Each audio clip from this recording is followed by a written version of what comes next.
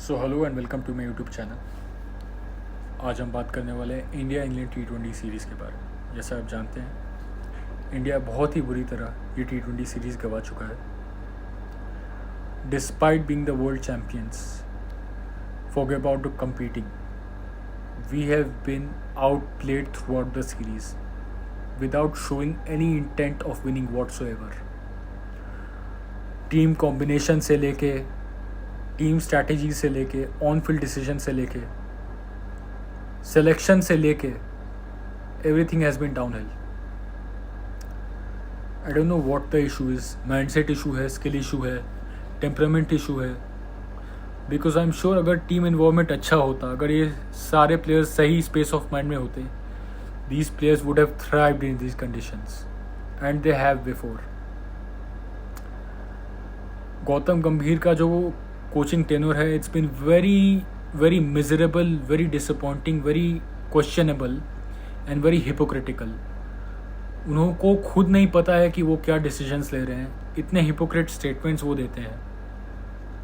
Press conference में उससे आप कोई जवाब पूछो तो वो उल्टा आपको क्वेश्चन करने लगते हैं कि मैंने चैम्पियंस ट्रॉफी जिताई है, मैंने T20 वर्ल्ड कप जिताया है। This is a sign of an incompetent coach.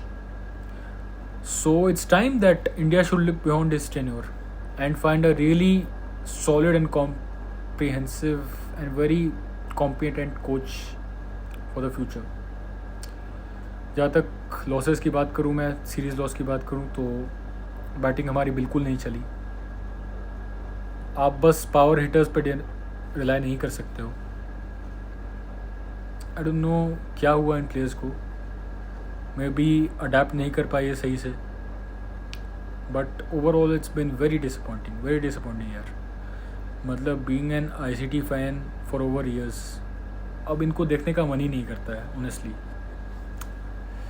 Like वो जो होता है ना, एक जज्बा, एक जुनून जो प्लेयर्स में हुआ करता था एक ज़माने में, like even to be very honest, T20 world cup से that didn't even wow me much.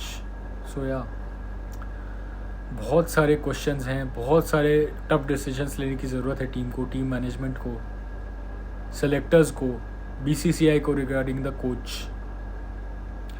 जहाँ तक कैप्टन की बात करें, श्रेयस अय्यर का ये फर्स्ट कैप्टनसी टेन्योर था, उनको मैं ज़्यादा क्रिटिसाइज़ नहीं कर रहा हूँ, giving the benefit of doubt to him.